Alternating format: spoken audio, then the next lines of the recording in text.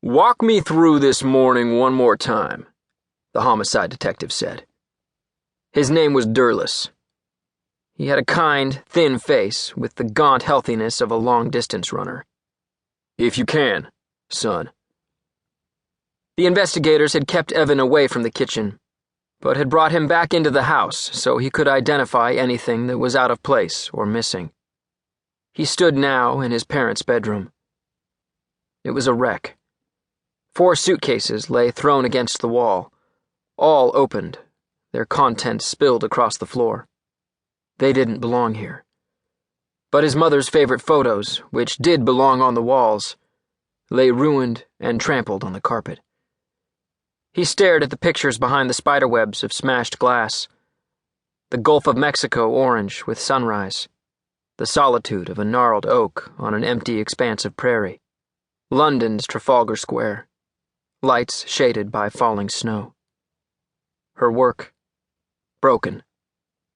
Her life, gone. It could not be, yet it was.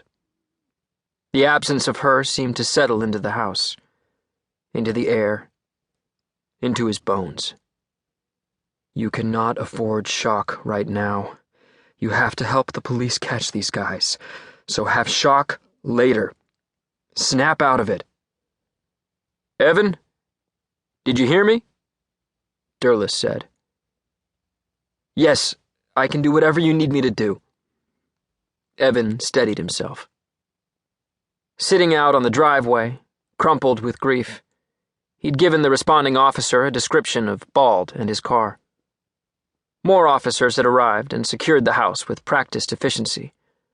Strung crime scene tape along the front door and the driveway, across the shattered kitchen window where Bald had fired his shotgun.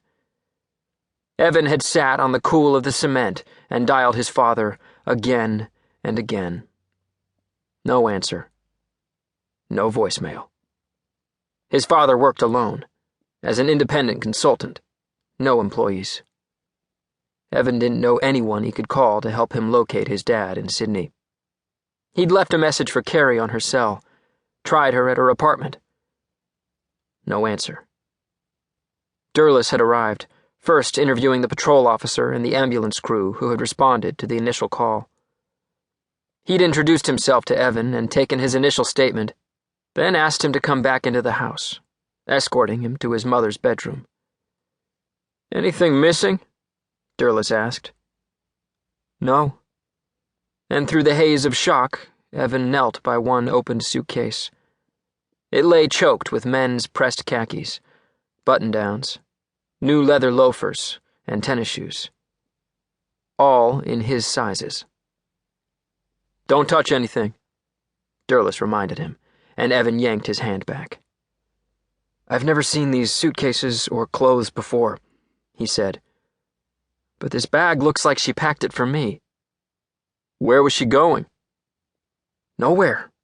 She was waiting for me here." "But she had 4 packed bags, with clothes for you, and a gun packed in her bag." He pointed at a gun tossed atop one of the clothes piles, spilling from a suitcase. "I can't explain it.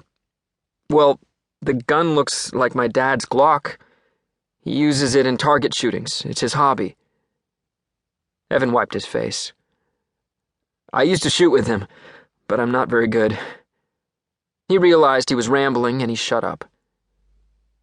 "Mom must have not had a chance to get to the gun when the men came." "She must have been afraid if she was packing your dad's gun." "I just don't know." "So, let's go through it again. She called you this morning around 7. "Yes." Evan again walked Durless through his mother's frantic phone call, insisting he come home. His coming straight from Houston, the men attacking him, trying to dredge up any detail that he'd forgotten in giving his initial account. "These men that grabbed you in the kitchen, you're sure there were 2? "I heard 2 voices, I'm sure." "But you never saw their faces?" "No." "And then another man came, shot at them, blasted..."